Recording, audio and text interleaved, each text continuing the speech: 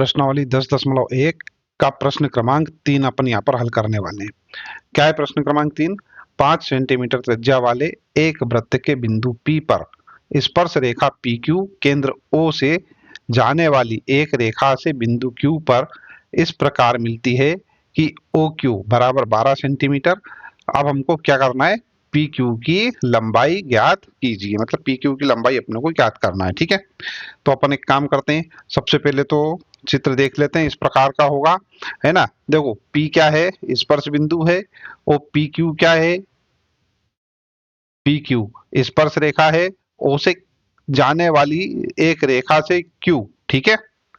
इस प्रकार मिलता है कि OQ बराबर 12 सेंटीमीटर। तो ये OQ बराबर कितनी है भैया? ये है हमारे पास 12 सेंटीमीटर, करेक्ट है। और OP दे रखा है 5 सेंटीमीटर त्रिज्या, है ना, 5 सेंटीमीटर। अपने को PQ ज्ञात करना है, ठीक है। तो अपन एक काम करते हैं, जो अपने को दिया है वो लिख लेते हैं। देखो बच्चों, ऐसे प्रश्न में यदि मान लो ये ऑब्जेक्टिव टाइप आए तब तो कोई चिंता वाली बात नहीं है, मतलब ये सॉरी बहु विकल्पीय प्रश्न प्रकार का प्रश्न आए तो कोई तकलीफ नहीं है ना।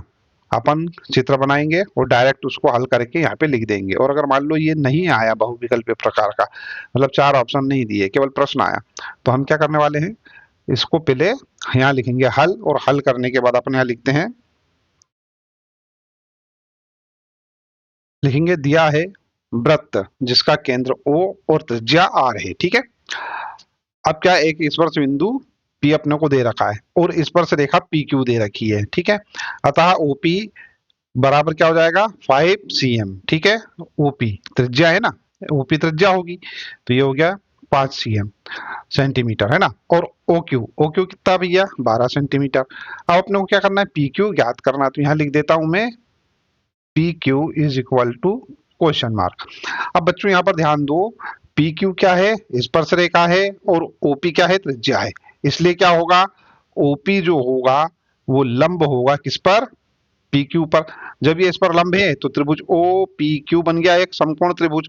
तो यहाँ पे लिखते हैं अपन त्रिभुज OPQ में, ठीक है। क्या होगा? पाइथागोरस प्रमेय से देखो कर्ण का वर्ग मतलब OQ का वर्ग। तो यहाँ पे लिख देता हूं मैं OQ का स्क्वायर बराबर क्या? लंब का वर्ग, लंब का मतलब OP square, OP square plus हाँ PQ स्क्वायर, PQ स्क्वायर। अच्छा बच्चों ध्यान दो, अपने को PQ निकालना है, बाकियों के मान अपने को मालूम है, तो OQ स्क्वायर क्या है? 12 सेंटीमीटर। तो ये हो जाएगा 12 का स्क्वायर बराबर OP अपने को 5 दे रखा, 5 सेंटीमीटर, तो ये 5 स्क्वायर हो जाएगा, प्लस PQ, तो ये हो जाएगा हमारे पास PQ स्क्वायर, ठीक है। अब ये हो जाएगा 144 144, ये 5 है, 5 में 5 का गुणा करेंगे आएगा 25, दूसरी तरफ जाके लिख देते हैं अपन, तो ये हो जाएगा 25 बराबर क्या हो जाएगा बच्चों? PQ स्क्वायर, करेक्ट है। अब इसमें से इसको घटाते हैं तो आएगा 119, ठीक है, बराबर क्या? PQ स्क्वायर, ठीक है। दोनों पक्षों का वर्गमूल ले लेते हैं, 119 इज इक्वल टू हो गया PQ, ठीक है। यही हमारा क्या होगा? आंसर होगा। देखो डी नंबर का ऑप्शन हमारा करेक्ट है। आई होप आपको यह वाला जो प्रश्न का हल है वो अच्छे से समझ में आ गया होगा।